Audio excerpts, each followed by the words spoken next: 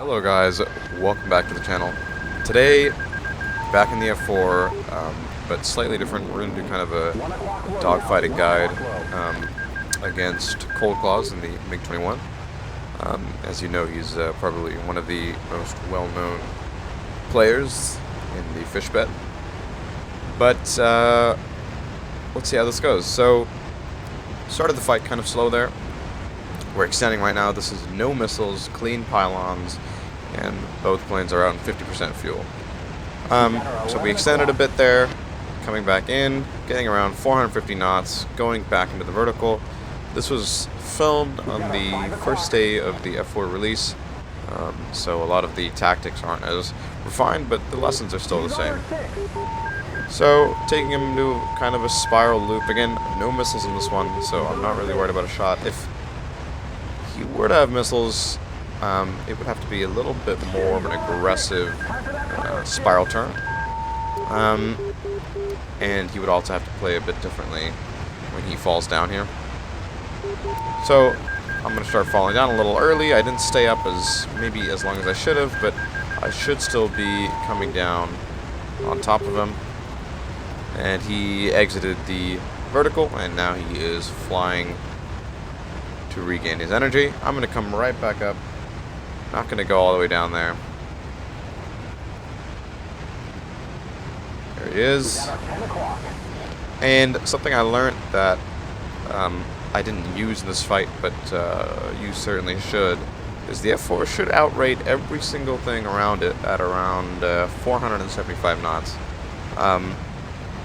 So around a 7G pull at 470 knots should outrate, certainly a Mirage, should outrate a MiG-21.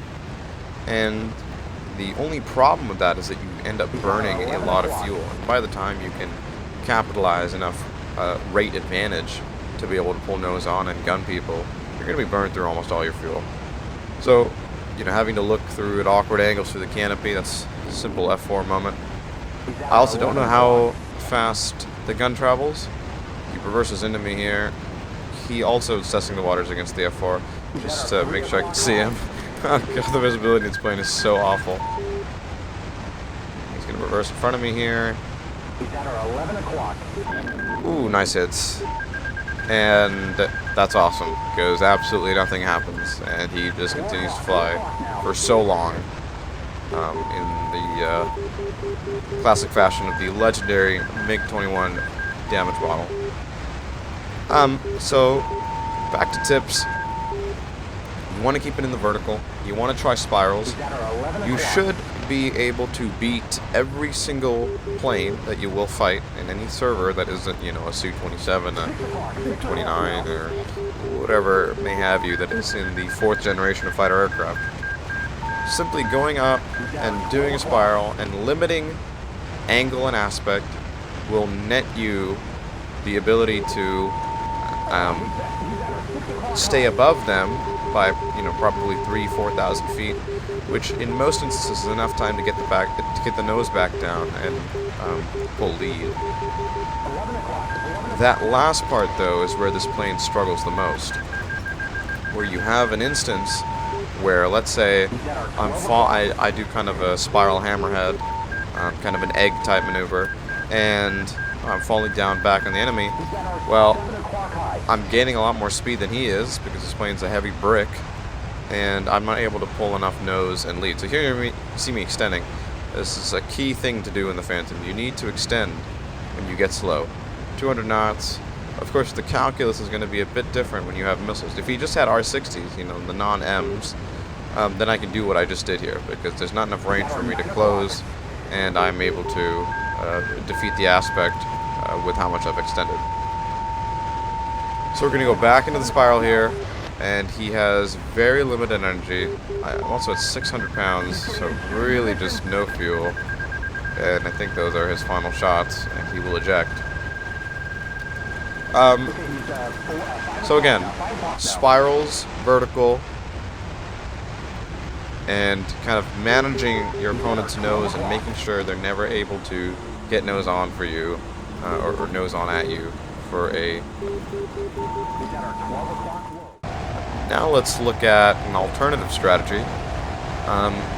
I think the definition for this in military science is called running away, and it works pretty well in the Phantom, actually. So I have a MiG-21 on my 6. I'm just looking for him. I cannot see him. There he is. And what am I going to do in this situation? Well, I can't really close the distance. I can't really do anything. I'm just in this turn at high altitude, and he's not pulling lead. I see the top of his aircraft. He's not pulling lead. Oh, he's starting to pull lead now, though. Oh, that's sick. All right. What we're going to do is we're going to put the nose down, and we're just going to run away. And we accelerate faster than him in the dives. And that's okay. And that's great. Use that to your advantage. I'm just looking for R60s. It doesn't matter because we're going to outrange them all anyway. And there's one R60 outranged. But there's nothing you do. And I'm just going to run him to the airfield and let my SAMs take care of him.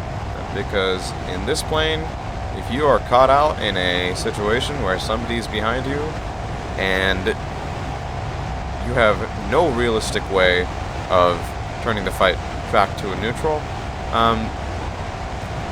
which in this plane you almost never have a realistic chance of doing that, you just put the burners on, put the plane in a nice long dive, and we're Mach 1.2 running away, and that MiG-21 is about to eat 30 Avengers in 3 seconds. So this is what I recommend actually most players do. Don't dogfight. It's a horrible dogfighter, and it was even known in real life to be a horrible dogfighter. What you do is you use the energy.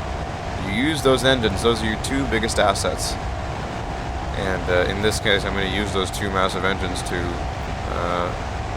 like a douche, lead this 21 over my airfield to where he can get obliterated by my air defense. And they're about to start opening up now. Oh, there you go. Bye-bye.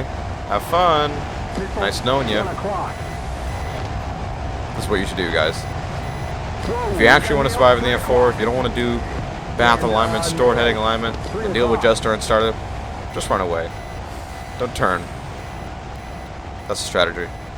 Anyway, hope you guys enjoyed the video, and I will see you guys for whatever's in store next. Bye-bye.